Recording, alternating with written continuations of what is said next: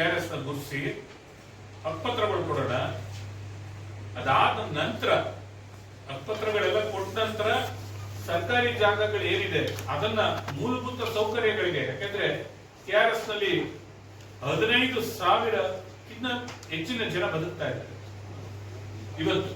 ಇನ್ನು ಮುಂದಕ್ಕೆ ಅದು ಜಾಸ್ತಿ ಜನಸಂಖ್ಯೆ ಆಗುತ್ತೆ.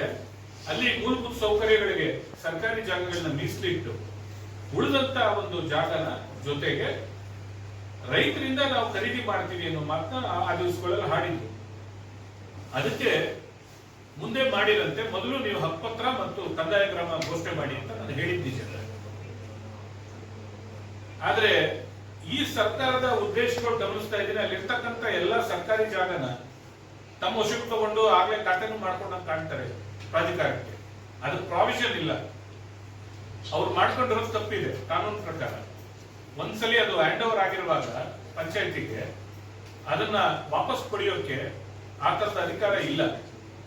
ಅವ್ರು ಕಾನೂನು ಪ್ರಕಾರ ಮಾಡಿರೋದು ತಪ್ಪಿದೆ. ಅದಕ್ಕೆ ಕಾನೂನಿಗೆ ಉತ್ತರ ಕೊಡ್ಬೇಕಾಗುತ್ತೆ. ನಿಮ್ದು ಸ್ಪಷ್ಟ ನಿಲುವೇನು ಸರ್? ಈಗ ಅಲ್ಲಿ ಏನಾಗಿದೆ, ನಿಮ್ ಸರ್ಕಾರ ಇದ್ದಾಗ ಆ ರೀತಿ ಮಾಡ್ಬೇಕು ಅಂತ ಅನ್ಕೊಂಡಿದ್ರಿ, ಇವರು ಮಾಡ್ಲಿಕ್ಕೆ ಕೊಟ್ಟಿದ್ದಾರೆ. ಈಗ ಈ ಸಂದರ್ಭದಲ್ಲಿ ಅಮ್ಯೂಸ್ಮೆಂಟ್ ಪಾರ್ಕ್ ಮತ್ತೆ ಕಾವೇರಿ ಆಸ್ತಿನ ತಾವು ವಿರೋಧಿಸ್ತೀರಾ, ಸ್ವಾಗತಿಸ್ತೀರಾ, ಸಡತ್ವವಾಗಿರ್ತೀರಾ ವಿಚಾರದಲ್ಲಿ? ಓಕೆ, ಈ ಗೇಮ್ ಪಾರ್ಕ್ ಏನ್ ಮಾಡ್ಬೇಕು ಅಂತಿದ್ದಾರೆ, ಅದು ಡ್ಯಾಮ್ ಎಕ್ಸ್ಟ್ರೀಮ್ ಪಕ್ಕ ಏನ್ ಜಾಗ ತೋರಿಸಿದ್ದಾರೆ ಅದಕ್ಕೆ ನನ್ ವಿರೋಧ ಇದೆ. KRS ಭಾಗದಲ್ಲಿ ಮಾಡ್ತೀವಿ ಅಂದ್ರೆ ಮಾಡಿ, ಅದನ್ನ ಬೇರೆ ಜಾಗ ಹುಡುಕಿ. ಡ್ಯಾಮ್ ಪಕ್ಕದಲ್ಲಿ ಡ್ಯಾಮ್ ಸೆಕ್ಯೂರಿಟಿಗೆ ತೊಂದರೆ ಮಾಡೋ ನಿಲುವುಗಳು ತಗೊಳ್ಬೇಕು. ಮಾಡಿ, ಸ್ವಲ್ಪ ದೂರ ಬಂದ್ ಮಾಡಿ. ಅದೆಲ್ ಬೇಕಾದ್ರೂ ಮಾಡ್ಬೋದು. ಒಂದು 5 ಕಿಲೋಮೀಟರ್ ರೇಡಿಯೇಷನ್ ನಲ್ಲಿ ಬರ್ತಕ್ಕಂಥ ಟೂರಿಸ್ಟ್ ಅಲ್ಲಿಗೂ ಹೋಗ್ತಾರೆ. ಆ ನೀರನ್ನ ಬಳಸ್ಕೊಳ್ಳಿ, ನಾವೇನು ಅದಕ್ಕೆ ಅಭ್ಯಂತರ ಇಲ್ಲ. ಆದ್ರೆ ಆ ಡ್ಯಾಮ್ ಎಕ್ಸ್ಟ್ರೀಮ್ ಪಕ್ಕದಲ್ಲಿ ಮಾಡೋದ್ರ ಬಗ್ಗೆ ನನ್ನ ವಿರೋಧ. ರೈತರೆಲ್ಲ ವಿರೋಧ ಮಾಡ್ತಾ ಇದ್ದಾರೆ ಸರ್, ಆದ್ರೆ ಮಾಡೇ ಮಾಡ್ತೀವಿ ಅನ್ನೋದ್ರಲ್ಲಿ ಸರ್ಕಾರ ಮುಂದಾಗಿದೆ ಅಂತ DK ಶಿವಕುಮಾರ್ ಪದೇ ಪದೇ ಉಚ್ಚಾರಣೆ ಮಾಡ್ತಿದ್ದಾರೆ. ಅದೇ ವಿಚಾರ ನಾವು ಮಾಡೇ ಮಾಡ್ತೀವಿ. ಈ ಯಾವ ಸಭೆಗೂ ಯಾವ ಮಾಜಿ ಜನಪ್ರತಿನಿಧಿಗಳನ್ನ ಕರೆದಿಲ್ಲ, ಅವರ ಅಭಿಪ್ರಾಯಗಳನ್ನು ಕೇಳಿಲ್ಲ. ಜನ ಅದರ ವಿರುದ್ಧವಾಗಿ ಮಾತಾಡ್ತಾ ಇದ್ದಾರೆ. ಸರ್ಕಾರ ನಾವು ಮಾಡೇ ತಿರ್ತೀವಿ ಅಂತಾರೆ. ಇದಕ್ಕೆಲ್ಲ ಮಿಗಿಲಾಗಿ ಕಾನೂನಿದೆ ದೇಶದಲ್ಲಿ. ಇವರು ಏನ್ ಮಾಡ್ಕೊಂಡು ಖಾತೆ ಕೂರ್ಸ್ಕೊಂಡಿದ್ದಾರೆ, ಅದ್ಯಾವುದು ಸಿಂಧು ಆಗಲ್ಲ, ಅಸಿಂಧು ಆಗತ್ತೆ. ಅವರು ಟೆಕ್ನಿಕಲ್ ಆಗಿ ಫೇಲ್ಯೂರ್ ಆಗಿದ್ದಾರೆ. ಹಾಗಾಗಿ ಈ ದೇಶದ ಕಾನೂನು ಅವರಿಗೆ ಉತ್ತರ ಕೊಡುತ್ತೆ. ಕಾವೇರಿ ಆಸ್ತಿ ವಿಚಾರದಲ್ಲೂ ಕೂಡ ಸರ್, ಕಾವೇರಿ ಆಸ್ತಿನೂ ಕೂಡ 92 ಕೋಟಿಗೆ ವೆಚ್ಚದಲ್ಲೇ ಕಾವೇರಿ ಆಸ್ತಿ ಯೋಜನೆ ಅಲ್ಲ. ಬಹಳ ದುರದೃಷ್ಟಕರ, ಈ ತನಕ ಸರ್ಕಾರಗಳು ಈ ಮಾಜಿ ಜನಪ್ರತಿನಿಧಿಗಳನ್ನ ಕನ್ಸಿಡರೇ ಮಾಡದೇನೆ ಅವ್ರುಗಳೇ ತೀರ್ಮಾನಗಳು ತಗೊಳ್ತಾ ಇರೋದಕ್ಕೆ ಇಷ್ಟೆಲ್ಲ ಅವಘಡಗಳಾಗಿದೆ. ನಿಮಗೆಲ್ಲ ಗೊತ್ತಿರೋ ಹಾಗೆ ಶ್ರೀರಂಗಪಟ್ಟಣದಲ್ಲಿ ದೇವಸ್ಥಾನದ ಬಲಭಾಗದಲ್ಲಿ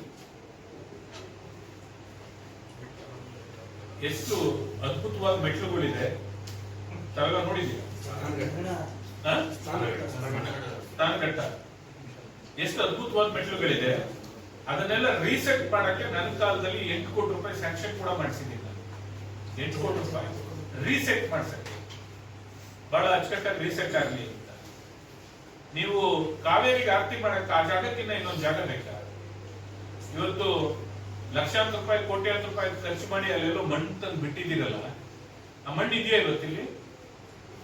ಈಗ ನೀರ್ ಬಿಟ್ರಲ್ಲ ನೀವು, ಆ ಮಣ್ಣು ಉಳ್ಕೊಂಡಿದ್ಯಾ? ಆ ದುಡ್ಡನ್ನ ಯಾವ್ದ್ರಲ್ಲಿ ನೀವು ತೀರಿಸ್ತೀರಿ? ಮಣ್ಣು ಬಿಟ್ಟಿದ್ದೀರಲ್ಲಪ್ಪ KRS ಹತ್ರ, ಅಲ್ಲಿ ಇದು ಡ್ಯಾಮ್ ಪಕ್ಕದಲ್ಲಿ ಬೋಟಿಂಗ್ ಪಾಯಿಂಟ್ ಅಲ್ಲಿ ನೀರ್ ಬಿಟ್ಟಿದ್ರಲ್ಲ, ಅದು ಇವಾಗ ಇದೆಯಾ? ಎಷ್ಟು ಅವೈಜ್ಞಾನಿಕವಾದ ನಿರ್ಧಾರಗಳನ್ನ ನೀವು ಮಾಡಿದ್ದೀರಾ? ಯಾವ ದುಡ್ಡಲ್ಲಿ ಅದನ್ನ ತೀರಿಸ್ತೀರಾ? ಈಗ ಕೊಚ್ಕೊಂಡು ಹೋಗ್ತದಲ್ಲ. ಈಗ ಅದನ್ನ ಯಾರ ಲೆಕ್ಕಕ್ಕೆ ಬರೀತೀರಾ? ಜಿಲ್ಲಾ ಮಂತ್ರಿ ಲೆಕ್ಕಕ್ಕ, ಇಲ್ಲ ಜಿಲ್ಲಾ MLA ಲೆಕ್ಕಕ್ಕ? ಯಾರ ಲೆಕ್ಕಕ್ಕೆ ಬರೀತೀರಾ? ದುಡ್ಡು ಯಾರ್ದು? ಸಾರ್ವಜನಿಕರು ಟ್ಯಾಕ್ಸ್ ಕಟ್ಟೋ ದುಡ್ಡನ್ನ ನೀವು ಇಷ್ಟು ಹಗುರವಾಗಿ ಲೆಕ್ಕ ಹಾಕೊಳ್ಳೋದಾದ್ರೆ ಅದ್ರ ಬೆಲೆ ನೀವು ತೆರಬೇಕಲ್ಲ. ಹಾಗಾಗಿ ಏನಿವತ್ತು ಶ್ರೀರಂಗಪಟ್ಟಣ ದೇವಸ್ಥಾನ ಇದೆ, ಟೂರಿಸಂ ಡೆವಲಪ್ಮೆಂಟ್ ಅನ್ನೋ ವಿಚಾರದ ಮಂತ್ರಿಗಳು ಮಾತಾಡಿದ್ರು, D K Shivakumar. I appreciate it. Kaveri ಆರತಿ ಮಾಡಿ, ನಾವು ವಿರೋಧ ಇಲ್ಲ ಅದಕ್ಕೆ. ಶ್ರೀರಂಗಪಟ್ಟಣ ತುಂಬಾ ಚೆನ್ನಾಗಿದೆ ಜಾಗ, ಅದಕ್ಕೆ ಏನ್ ನಾನು ಹೇಳ್ತಾ, ಈಗಾಗಲೇ ಭಾನುಪ್ರಕಾಶ್ ಗುರುಗಳು ಅಲ್ಲಿ ಈ ಆರತಿನ ಮಾಡ್ತಾ ಇದ್ದಾರೆ. ಅದನ್ನ ನೀವು ವ್ಯವಸ್ಥಿತವಾದ ರೀತಿಯಲ್ಲಿ ಮಾಡಿ ಕಾವೇರಿ ತಾಯಿಗೆ ಆರತಿ ಮಾಡೋ ವಿಚಾರದಲ್ಲಿ ಬೇಡ. ಆದ್ರೆ 92 ಕೋಟಿ ಅದಕ್ಕೆ ಆಗ್ತೀವಿ ಅನ್ನೋದಿದೆಯಲ್ಲ, ಅದು ನಿಜವಾಗ್ಲೂ ಅವಿವೇಕ. ಇವತ್ತು 8 ಕೋಟಿಯಲ್ಲಿ ಆ ಮೆಟ್ಲುಗಳು ರೀಸೆಟ್ ಮಾಡಕ್ಕೆ ನನ್ನ ಕಾಲದಲ್ಲೇ ನಾನು ಸ್ಯಾಂಕ್ಷನ್ ಮಾಡಿಸಿದ್ದೀನಿ. ಅದ್ರ ಜೊತೆಗೆ ಇನ್ನೆಷ್ಟು ಬೇಕೋ ಅಷ್ಟು ಮಾಡಿ ಸಂತೋಷವಾಗಿ ಎಲ್ಲರೂ ಸೇರಿ ಕಾವೇರಿ ಆರತಿ ಮಾಡೋಣ. ಅದ್ ಬಿಟ್ಟು 92 ಕೋಟಿ ತಗೊಂಡವ್ರಲ್ಲಿ ಹಾಕೊಂಡು ನೀವು ಯಾರ ಉದ್ದೇಶಕ್ಕೆ, ಯಾರನ್ನ ಮೆಚ್ಚಕ್ಕೆ, ನಿಮ್ MLA ಮೆಚ್ಚಕ್ಕೋ ಇಲ್ಲ, ಏನ್ ಉದ್ದೇಶ? ನೀವು ಆರತಿ ಮಾಡೋದಾದ್ರೆ ಈ ಜಾಗಕ್ಕಿಂತ ಪವಿತ್ರವಾದ ಜಾಗ ಇಲ್ಲ. ನಾನೇನ್ ಹೇಳ್ತಾ ಇದ್ದೀನಿ, ಅದು ಹೇಳು ಮಾಡಿಸಿದ ಜಾಗ. ಗುರು ಹಿರಿಯರೆಲ್ಲ ಈಗಾಗಲೇ ಮಾಡ್ತಾ ಇದ್ದಾರೆ. ಅದೆಲ್ಲ ತಾವು ಕೂಡ ಯೋಚನೆ ಮಾಡಬೇಕಾಗಿತ್ತು. 305 TMC ನೀರು ತಮಿಳುನಾಡು ಹೋಗಿದೆ. ಆ ನೀರನ್ನ ಬಳಕೆ ಮಾಡಕ್ಕೆ ಪರ್ಯಾಯ ಯೋಜನೆಗಳನ್ನ ಇಲ್ಲಿ ರೂಪಿಸ್ತಾ ಇರೋದು ಯಾಕಿದ್ದಾರೆ? ಲಾಸ್ಟ್ ಇಯರ್ ಹೋಗಿದೆ ತುಂಬಾ ನೀರು, ಈ ಇಯರ್ ಹೋಗಿದೆ.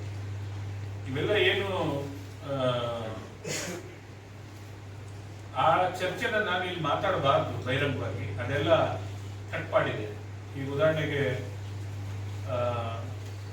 ಯಾವ ಕಾಲದಲ್ಲಿ ಎಷ್ಟು ನೀರು ಹರಿಬೇಕು ಮತ್ತು ಎಷ್ಟು ಎಕರೆ ನಾವು ಇರಿಗೇಟ್ ಮಾಡ್ಕೋಬೇಕು ಅನ್ನೋದ್ರ ಬಗ್ಗೆ ಎಲ್ಲ ಕಾವೇರಿ ಟ್ರಿಬ್ಯುನಲ್ ಆಗಲಿ ಅಥವಾ ಅದಕ್ಕೆ ಸಂಬಂಧಪಟ್ಟ ಅನೇಕ ವ್ಯವಸ್ಥೆಗಳು ಅದನ್ನು ಕಂಟ್ರೋಲ್ ಮಾಡ್ತಾರೆ. ಹೆಚ್ಚುವರಿ ನೀರು ಬಳಸೋದಕ್ಕೆ ಯಾವುದೋ